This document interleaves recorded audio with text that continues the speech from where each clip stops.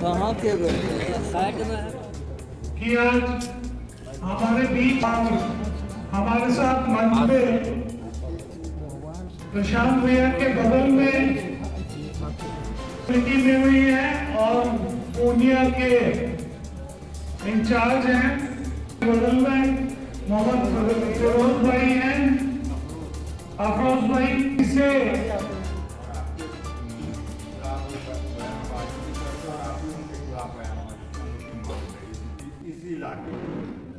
जहाँ पर आप बैठे हुए हैं, इस शख्स ने ही दिखाया है कि यहाँ पर कोई कोई फैक्टर नहीं है। ये तो उदय सिंह जैसे लोग जब यहाँ पर सक्रिय कभी नहीं है राजनीतिक तौर पर, इलेक्टोरल सेंस में सक्रिय तो समाज के स्तर पर हैं ही, राजनीतिक तौर पर हैं, लेकिन चूंकि इलेक्टोरल पॉलिटिक्स में उदय जी जैसे जो साथी हैं वो बहुत सक्रिय नहीं है, इसलिए आपको इस तरह के मेंढक लोग दिखते रहते हैं। और मेढकों का काम है बरसात में निकलेंगे तो ट्रैक्टर करेंगे, उससे कोई फर्क नहीं पड़ना। वक्फ बोर्ड के मुद्दे पर जनसुराज ने बिल्कुल स्पष्ट किया है कि हम लोग ऐसे किसी भी कानून के खिलाफ हैं जिसमें समाज का एक बड़ा वर्ग अपने आप को उसमें सहभागी नहीं पाता है या उससे असहमत है या उससे डरा हुआ फील करता है। बात इसकी नहीं है कि वक्फ बोर्ड का कानून सही है या गलत। गलत है कुछ लोगों की नजर में, कुछ लोगों की नजर में सही भी हो सकता है, हम लोग की नजर में गलत है। लेकिन सबसे बड़ी बात है कि आप उसको बना कैसे रहे। जिस 20% आबादी को आपके हमारे फोर फादर्स ने, इस देश के फाउंडिंग फादर्स ने, जिनको ये आश्वस्त किया कि तुम भारत में रहो, भारत एक सेकुलर देश बना रहेगा, भारत तुम्हारा भी उतना ही होगा जितना दूसरों का होगा, जिनके भरोसे पर ये लोग यहाँ रहे, जिस संविधान ने उनको प्रोटेक्शन दिया, अगर उस संविधान के किसी प्रावधान में आप आमूलचूल परिवर्तन ला रहे हैं, ला सकते हैं, लेकिन उसके लिए जरूरी है कि समाज के जिन वर्गों को ये कानून प्रभावित करेगा उनको कम से कम विश्वास में तो लीजिए। अगर हमारे पिताजी ने या हमारे दादाजी ने कोई कमिटमेंट समाज के लिए किया है तो क्या मेरी ये जिम्मेवारी नहीं है कि मैं अपने बाप दादा के किए हुए कमिटमेंट पर ईमानदारी से खड़ा रहूं? तो ये तो कहीं ना कहीं सिर्फ मुसलमानों की बात नहीं है।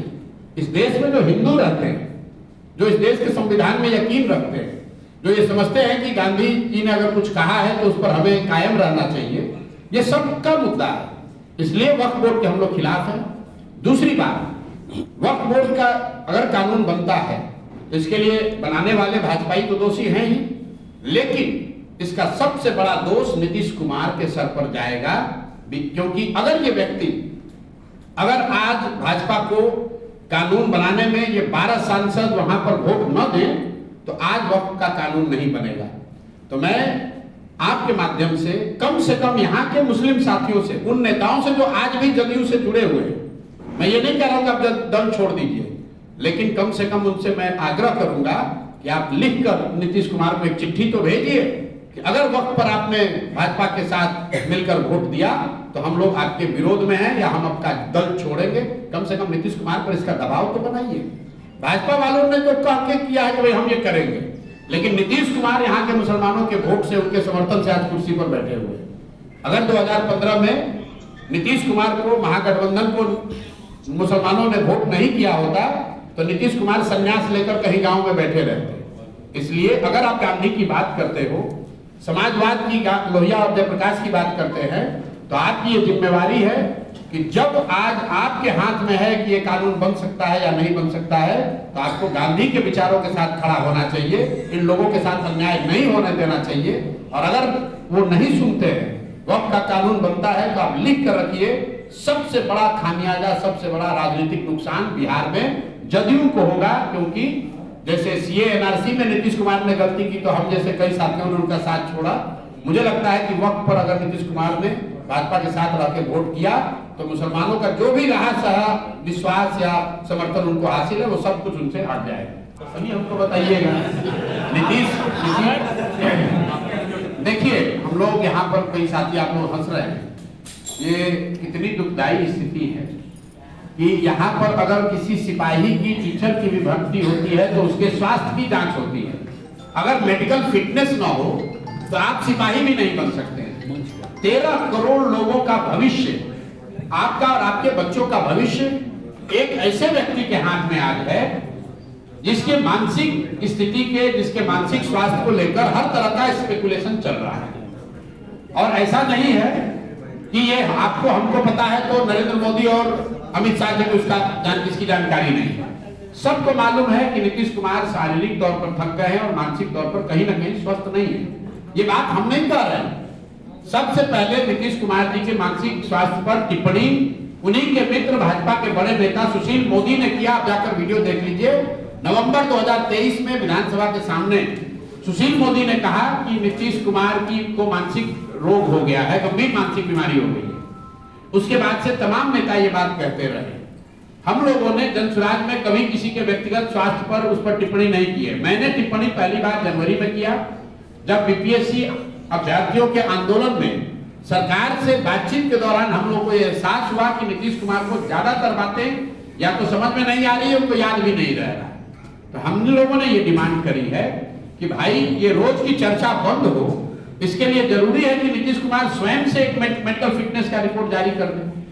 वो न करे तो कम से कम पत्रकारों के सामने आकर कुछ नहीं तो अपने राज्य के जिला का नाम बता दे, मंत्री परिषद में साथियों का नाम बता दे।